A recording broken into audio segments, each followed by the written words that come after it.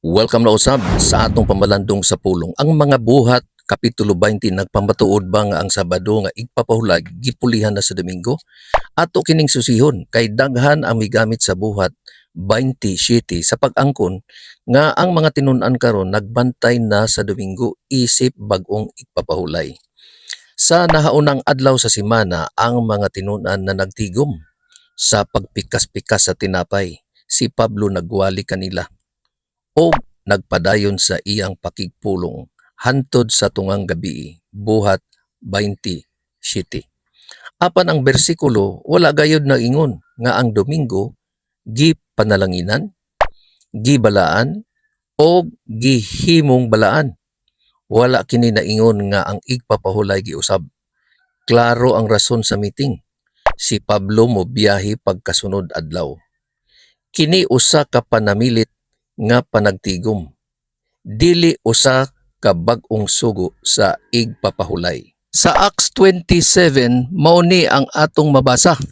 Andam sa paggikan pagkaugma o nagpadayon sa iyang pagsulti hantod sa tungang gabi.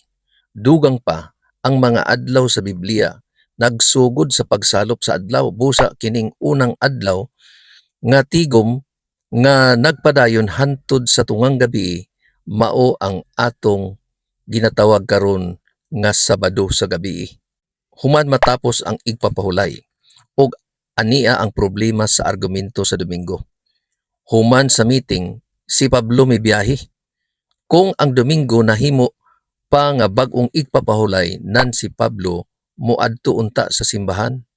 Apan wala siya mibiyahe ug ang pagbiyahe ginadili sa adlawng igpapahulay.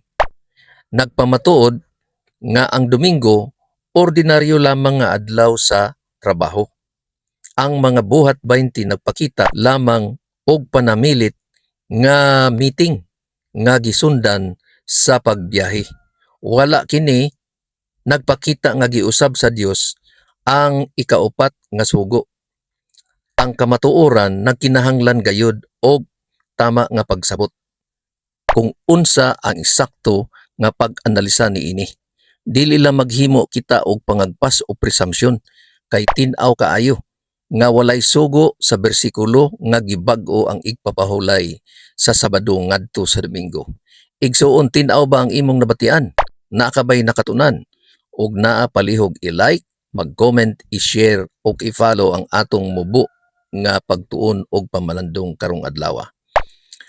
Kita ta sa sunod na pod nga video. Ang Dios mag-amping kanatong tanan.